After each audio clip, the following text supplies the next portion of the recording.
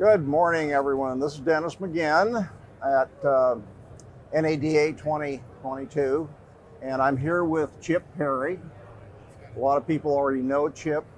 He founded a lot of things, starting with Auto Trader, and we're here talking about what's going on in the industry. A lot of very neat things happening since there's been nothing here in 2 years, and we're in this brand new hall, and it's just fabulous. And there's just a lot of excitement, people getting back on track here. So I'm going to really start by maybe asking Chip a little bit about the background. I mean, he's done an awful lot of things that are really exciting, but his latest company is really solving a big problem of the buying process from beginning to end. We do a lot on the reconditioning side of things, know a lot about that. But what he's doing is right out there with getting the deals done. So, Chip, maybe you could kind of do a little bit of background. Thank you, Dennis. I'm excited to be here with you today at the Rapid Recon booth here at NADA. I've been fortunate to be helping dealers for the last almost 25 years, mainly on the marketing side, variable side of their dealerships, helping them bring customers into the store. Starting at autotrader.com in 1997, I was there for 16 years. And then I spent some time at TrueCar for a few years. I've also spent some time overseas on the board of third-party sites in England and India and places like that. But now I have the opportunity to help dealers improve the in-store experience that they deliver to their customers every day. After being in this industry for 25 years and as a third party, we did a lot of research over that period of time to try to identify unmet consumer needs in the shopping and buying process. We tried to share as much of that insight as we could with dealers to help them succeed in bringing customers into their store. But one of the headlines always was a fairly high level of dissatisfaction with the traditional car buying experience. And it's the sort of thing that when you survey the American car buying public and ask them how they feel about it, more sentiment is negative than is positive. We did a recent survey with a survey organization called YouGov, and we asked people if you could describe what car buying in one word, what would it be? Okay, words like stressful, time-consuming, painful. They're the top of mind words. And then when you ask consumers, what are your main pain points? What do you dislike most about car buying? The number one complaint is the amount of time it takes at a dealership.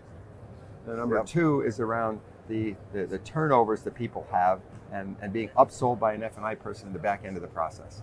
So all that kind of headline is there's from the consumer's perspective a lot of friction associated by a car, and they don't like it.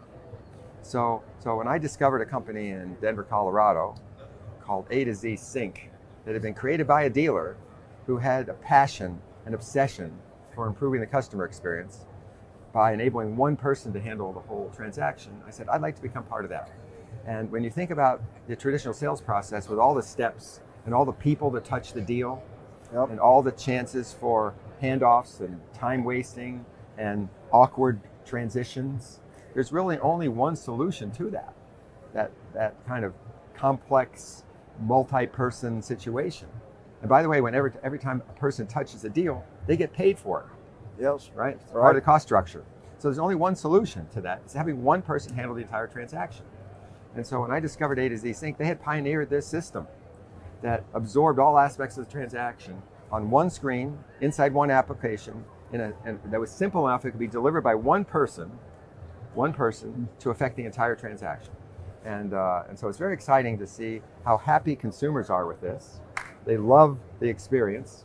And despite the common conventional wisdom that exists in this hall by many smart dealers, that F&I results and income will decline when you have a salesperson, not an F&I specialist, handle it. Despite that common conception, all of our clients are experiencing better results than they did before with F&I. And I explain more about that later. But the headline of this is it's a simple, streamlined, efficient process that if you were a man from Mars coming down beep, beep, beep, beep to design how a car should be sold, you would probably come up with something like this. That's that's very what we cool. do. You know, it's interesting, kind of the parallels here. Yes. Us getting involved with the first part of getting a car ready to sell, the Yes. reconditioning part, and very much the same thing. You know, people didn't really know what was going on. They didn't trust information. There was no transparency in what was going on, and but there was no accountability, right? And you have to have that to do anything well, because you can't improve what you can't measure and all that. Yes.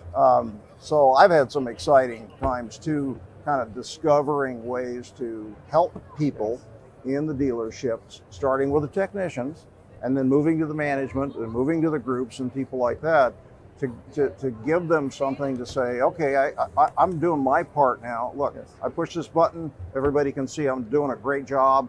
Don't ask me any more questions. I've got more work to do.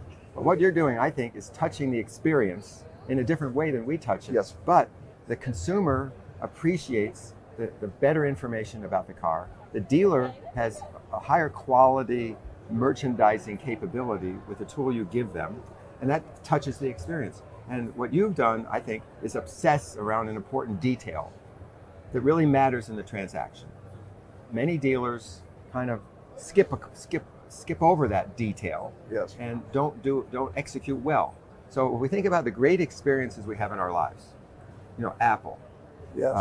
Starbucks, Disney, Amazon, those experiences were created by companies that obsessed around the details, the minute details of all aspects of the experience. And the result, when a Starbucks person delivers you a cup of coffee, that's the result of a lot of work behind the scenes. Do you think that Starbucks barista at home can deliver you the same kind of cup of coffee? No. So it's the system and the obsession around the details that have produced that outcome.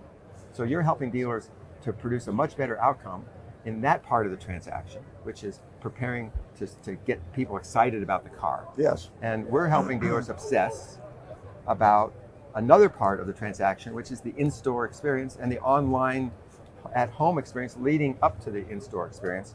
And so I think that the wave of the future in this industry is focusing on a lot of unmet needs and inefficiencies that, despite all these vendors, all these years, we still have a lot of improvement opportunities in this industry. I think it's endless. I mean, we keep solving them and they keep coming along. Somehow we haven't been able to solve them all. Right. So we're not done yet. Is that right? Yes. Is that what you're telling me? Exactly. So there is an area that I'm really excited about as well, that really crosses our areas here, which is just the thing about transparency. I'm kind of really pumped up about what we can do to do a better job, all the way from the reconditioning to what the customers are looking at to make a buying decision. Well, Dennis, I'm all on your team about that. So 25 years ago at autotrader.com, we created the MLS of the car business, which made all the cars visible. And back in that day, only 5% of cars for sale in America were published in local newspapers. We made them all visible very quickly. And many dealers were very hesitant and reluctant to participate because they wanted to only have a small amount of inventory shown in a newspaper as bait to get people to come. Okay? Once we showed them the power of revealing transparently their entire inventory, things took off for them. And then, oh, by the way, we statistically proved that the dealers who were more transparent, who provided more information about the car earlier in the shopping process, they got better results. This was 25 years ago, okay? So that idea of transparency, embracing it as a competitive weapon, actually is a powerful idea. And many, many dealers across America have learned this over the years, but the instincts around being less transparent that is historical in our industry are being shaken out, I think, over time as players like you and third-party websites, and now even in our system, transparency plays a role here. Because what happens when a person uses a dealer uses the A2Z system, all the factors are revealed very easily and plainly, and they're done on one screen, not behind the scenes, and the customer gets a sense of shared control of the deal. And they can ask for the payments to be the payment calculations to be changed based upon a different term, a different deal structure, and they see the calculations change right in front of them. That transparent explanation of all the economic factors related to the deal makes the customer more comfortable, builds trust. Okay, so transparency leads to trust. Yes. And I think these ideas are resonating very strongly in different aspects in the recon industry and the tools that you're providing, and on our end of the industry, in the in-store experience. And I've been in the middle of some of this technology stuff. I mean, Steve Jobs used to walk by my house every day, you know. So I've watched a lot of these things unfold. We've all become addicted to Amazon and being able to make our own decisions about things, informed decisions, right? So we have our own way of differentiating things. And I don't know about you, but I see the people that are change resistant are the biggest problem.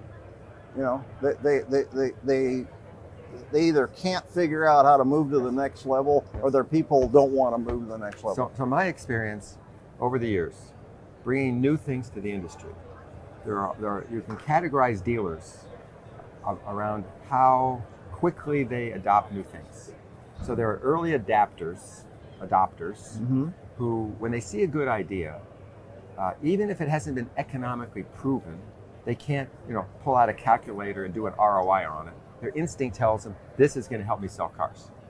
Those early adopters experiment with it, and then when they start to have success, I would call the early followers are very observant. They jump on board. That's about a third of the industry. About 10% of the industry are early adopters. Yes, okay. A third are fairly rapid followers, and the other half are slower adapters. And they eventually get it, but the train has already left the station in terms of innovation, and the early adapters and quick followers are ahead of the pack by then. Yeah, and they're the ones that are having more fun and making more money. Yes, right, absolutely. And eventually buying all the other guys, I think, right? That's kind of how it works. Yes. Right? So back in the early days of Auto Trader, we'd help the dealers become more efficient with their marketing budget. They would take the funds that they were spending with newspapers and use them more efficiently in digital media. Now, with A2Z Sync, we're able to help them improve their above-the-line gross profits, or F&I PVRs, and we're able to help them reduce their sales and F&I comp as a percentage of gross profit, because the F&I function gets reconfigured in a way that's much more efficient, where the high-cost F&I managers often migrate to other more traditional dealerships, but the strong F&I experts who want to be managers and coaches stay. The F&I expert stays in the store, but the cost structure comes down, margins go up, so it's a double positive whammy around ROI. I love it. I love what you're doing, because it kind of just toenails with the whole thing, the whole transparency message. Yes. And that's what the customers want, right? Ultimately, the customers win because they're paying. Yes. They're making this thing happen. But it's so much fun to be a part of helping some of these efficiencies kind of move ahead, getting people excited about new things, and then helping them do it. So this is really great. I just maybe a few closing comments here about this. How's the show been here for you? What do you think about getting back together? Well, thank you. It's wonderful being in person with dealers again. I think there's been a dynamism and an energy at this show that exceeded the show in 2020 because people are excited to come back. We've seen a lot of dealers in our booth, growing interest on the part of progressive retailers all across America in improving the customer experience. The situation today is record profits are raining down on the rooftops of car dealers as a result of the tight supply conditions in the industry. Yep. We hear a lot of talk about the market normalizing over time. But we don't see, I think, a whole lot of dealers yet really seriously planning, what are we going to do? What is our operational plan going to be for when margins start to compress again? When we can't pay these huge commissions because of our grosses, and we're going to start to feel pressure on the front end, which leads to pressure on an F&I. Okay. So what are we going to do then? So we're seeing the dealers that are embracing A to Z, looking ahead to 2023. The best way to combat margin compression is to have an efficient sales operation and a customer experience that allows you to produce more gross profit when times are tough. Okay, so the dealers that are working with us are thinking about 2023 today and embracing a model that takes a fair amount of work, but they can see it paying off because there'll be money ahead and not scrambling on the deck, reacting to the market. They're proactively planning and building their muscle to have great consumer experiences with a more efficient sales and F&I process when times get tough. Right, that's so true, and you know they've been spoiled with the lack of inventory, and then trying to figure out what's going to happen when things come back again, right? And the margin compressions come back, and have we forgotten how to sell value, right? I mean, it's not about, you know, if it's about price, you've already lost the game. Yes. Right? Building value through the entire transaction is the name of the game. And if you can build value in protection products better with a frontline salesperson who conveniently handles the whole transaction, you're going to sell more product at the end because you built more value with a better relationship with the customer. That's so powerful. Well, I've really enjoyed getting a chance to talk to you, Chip. I appreciate you coming by. I think what you're doing is just amazing, and you know, my little part, I see helping a piece of that, this transparency thing, I think kind of works across everything that we do. We're definitely resonating here together. Yes. It's great being with you, Dennis. Thank you. I appreciate it. Have a great show. Thanks, everybody.